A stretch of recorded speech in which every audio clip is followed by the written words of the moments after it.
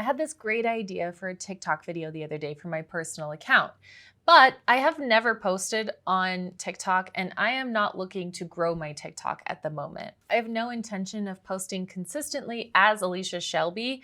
And although it's not uncommon for one video to blow up, and I'm also not really looking to become a TikTok influencer, it just didn't feel like it was worth my time to make it for only a few people to see it. Creating content for any platform is a lot of work, and you constantly have that algorithm monster in the background just looming around, demanding more and more content from you. Don't let the algorithm bully you.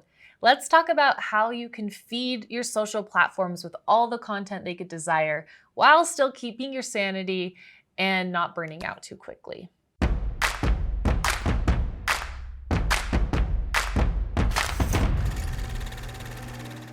You could probably tell from the intro that I have the type of personality where I'm kind of all or nothing, which is why I couldn't justify just making one video for TikTok and then not having a plan for how I was going to make 100 more and grow TikTok and make it an actual thing.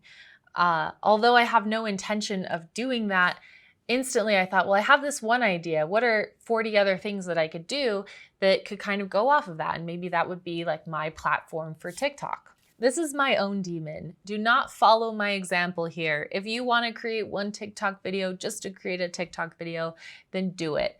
Sometimes you can create content just because it brings you joy, just because you have an idea that you really want to do. Don't worry all the time so much about becoming an influencer, growing your TikTok. I don't care if I have any followers on TikTok ever. So I don't know why I wasn't able to just set that aside and say, you know what, I'm going to make it anyway.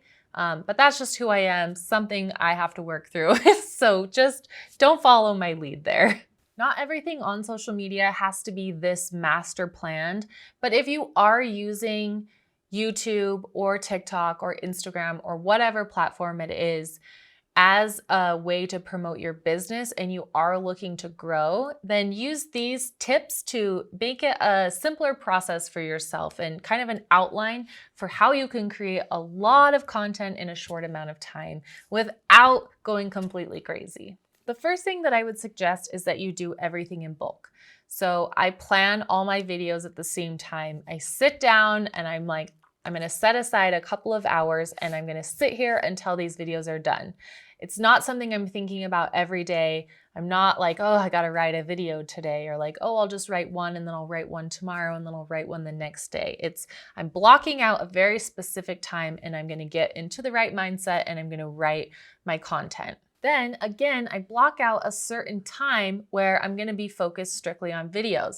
I'm not going to be taking phone calls. I'm not going to be having meetings. I'm not going to be editing something. I'm not going to have other distractions. That time is blocked specifically just for filming. I'm going to try to get through 5, 10, 15 videos that day. That way, again, it's not something I'm thinking about every day. Now I have a month's worth of content that I can post and I don't have to come back to it. I don't have to be thinking about it, or else I'm probably going to be stressed all the time. Like, oh no, I have to make a video today and I don't have any ideas, and oh, I don't really look that good today, or I don't really feel that good. I set aside a very specific time. I'm going to be in the right headspace. I'm going to take the time to do my makeup that day and actually get dressed.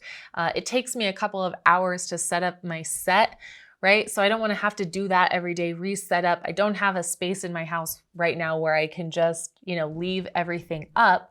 So I'm not going to be wanting to move furniture every day. So again, just set aside that time that's very specific for filming. Doing your edit in bulk isn't as important, but I like to do it that way. I like to go through, I have a very specific process. I go through and sort all the videos at the same time, and then I go through and I create timelines for all the videos at the same time, and then I go through and I do a rough cut of all the videos at the same time. And for me, I'm able to get through things a lot quicker. Then again, it sounds silly, but taking that time to sit down, open up your project, get in the right headspace to be ready to edit, all of those things take time. It might be a small amount of time, but when you're a busy business owner, right? Like, a small amount of time is precious. So I would say if you can sit down and edit in bulk, I would suggest doing that as well. The next thing I would suggest is before you ever start filming, think about all of the different ways you can utilize this content. So one thing that we love to do is we shoot all of our long form content first, 7 to 12 minutes. Sometimes it's a little bit longer than that. And then we take that, we chop it up into 60-second segments that we can post on TikTok and Instagram, even Facebook. We don't really post on Facebook, but we could. That's another place we could put them. We could take the audio and turn it into a podcast. We could transcribe the video and turn it into a blog. We could put those videos on our website. We could use these videos in an email campaign to send to our clients. Before I started planning for this shoot, I was thinking about a specific client that I thought, oh, I need to make some videos to explain this thing. I'll make those videos for them, but also we'll be able to use them on YouTube as well. Sometimes our clients are busy. They don't have time to jump on a phone call with us to explain a system or how something works. So if I can just make a video instead that I can send to them that they can watch in their own time, then that makes it a lot easier for both me and for the client. And then again, I can use that on YouTube. I can use it on Instagram and TikTok. I could turn it into a podcast. There's so many different ways. You always want to be thinking, what are the 400 different ways I want to use this video so that if I'm going to sit down and I'm going to take the time to make it, that it's not just for YouTube, it's not just to help that grow, but I can use it in a lot of different ways as well so that I'm really getting the most bang for my buck. We have a client that talks a lot about different personality temperaments. It's a really great channel. I love what we've been learning from them. You can check out their channel here. But one thing I've learned a lot about myself from creating their content. So as I go into this next point, I have to laugh a little bit because it's something that I harp on a lot. I am always like, you have to create systems. Systems are number one. You know, if you have a system, then you're going to be successful.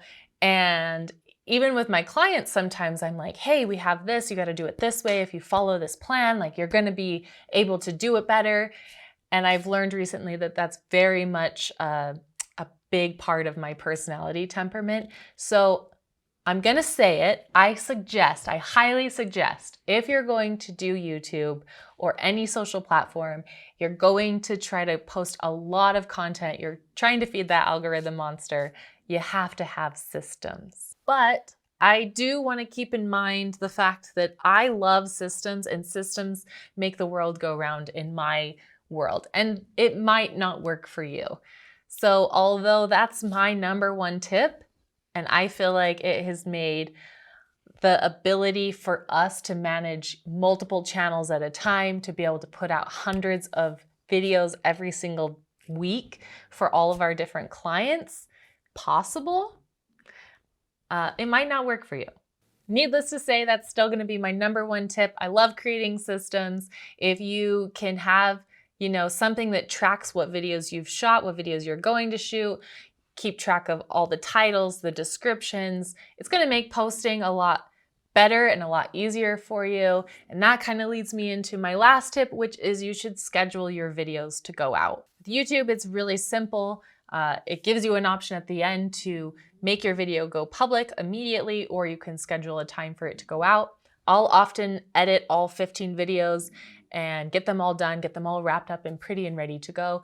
And I upload all 15 of them at the same time. And I go through, add in all the thumbnails, add in all the descriptions, add in everything that needs to be done, give them a date to be posted, and then I can walk away. And again, this is so helpful for that idea of burnout. I don't have to go into YouTube every day and look at it and say, oh, do I have tomorrow's video ready? It's something that I know that for the next month, videos are automatically going to be posted and I don't have to think about it, so I can focus on other parts of my business. Like I said at the beginning, we suggest starting with your long form content. It's possible to post on all the platforms and create content for all the platforms at once, starting with your long form content from YouTube. If you would like to get started making a YouTube channel, but you just don't really know where to begin, we have a free mini course in our description. Click the link below. It's the top 10 tips that you need to know before you start a YouTube channel. We are your video allies. You've got this, we've got your back, and we can't wait to see what kind of content you create.